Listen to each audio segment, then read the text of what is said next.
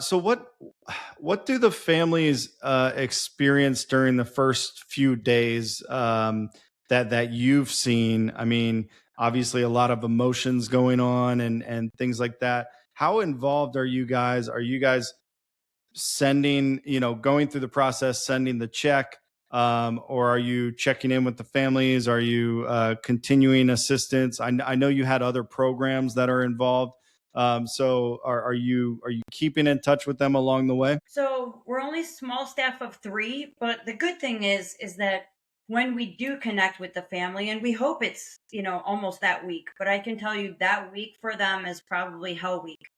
These people aren't they are expecting them to come home. They're not expecting them not to show up ever again. So it's definitely a struggle, a shock to them, and then it's just they're going through the motions and planning the funeral in their worst time that, a lot of them have young kids even, or kids of various ages, and people are busy, and then all of a sudden their life stops. So once we get the form and we reach out to the family, we do have a statute of limitations of 6 months. So we look from the date of the incident to go back 6 months. And once we reach out to the family, still, even 6 months later, they're still distraught. Or when we tell them why we're calling them, they get emotional, I get emotional. And but they're very happy of the assistance and the generosity of our construction industry. And then we offer them grief counseling. Just we tell them you can find a grief counselor of your choice whenever you're ready.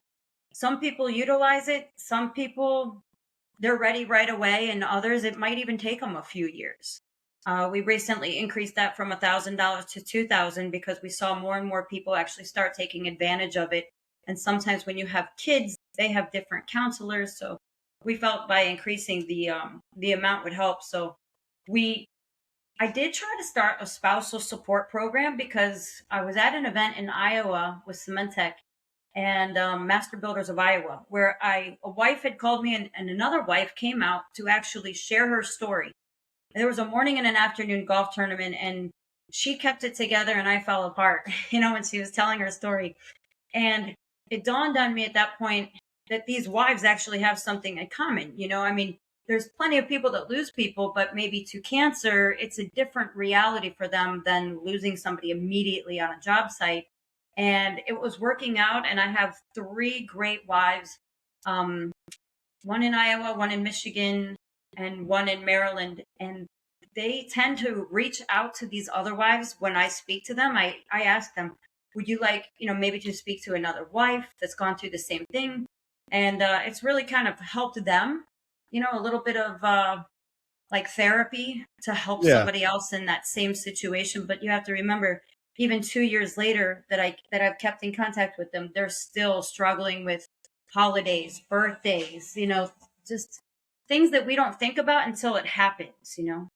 Of course. Yeah.